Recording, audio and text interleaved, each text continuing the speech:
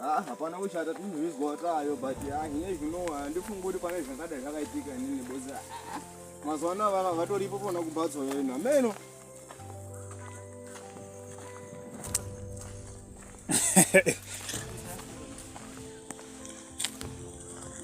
Hapana ere inodayo. Zvakanaka ndichamufonera kana vauya.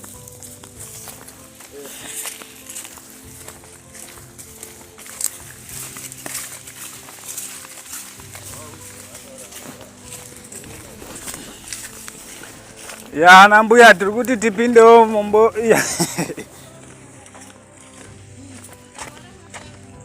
Aiwa singitapira yateeridza muridzera nambuya.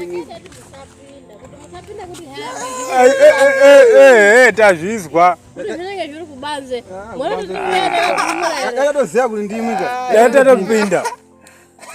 Nemademati ndini yazvire yayo ndini andibviri gara iyo totoziya. Yatatopinda. Wakatoperera. Mabudi. Unotamba ere? Ndiwa na matengeserere totenga mwana kuti. Mutula njira inobuda iyo zvi tohamba se. Mwana udoro. Atisina kwenda Kuda kuda matakira. Matakira. Ukiza wena pakupa. Nakulisira ngene. Chadu ukiza kwenda pakupa. Ndoja kumwisa mvura ere ichi.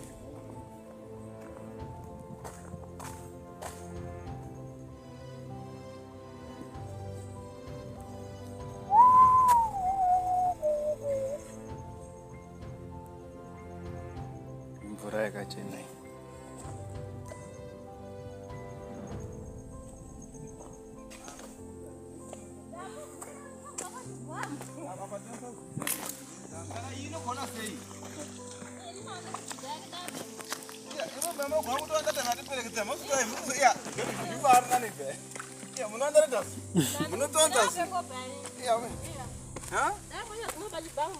Kupenga ndirambe sindimunondipekesa ndimuripengesa imwe. Saka mwana sotogeza makasununguka era. Baba dada goma kotoma ndo napinda Mwari ndaenda kujere. Ndainamira. Ini ndo kumbobvunza kuti sei madzimai chibadakarira kugezera pakati pachimphene. Kubhinya. Mazira nyo mukabhinywa ere. Mukabhinywa ere. Kuti kana bhinywa mazira nyo.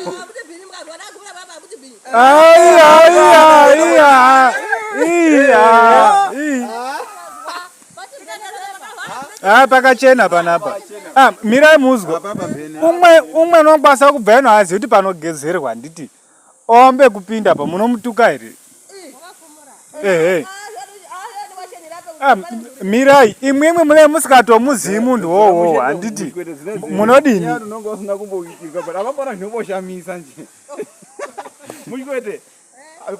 Ungona iri muzvigora ne.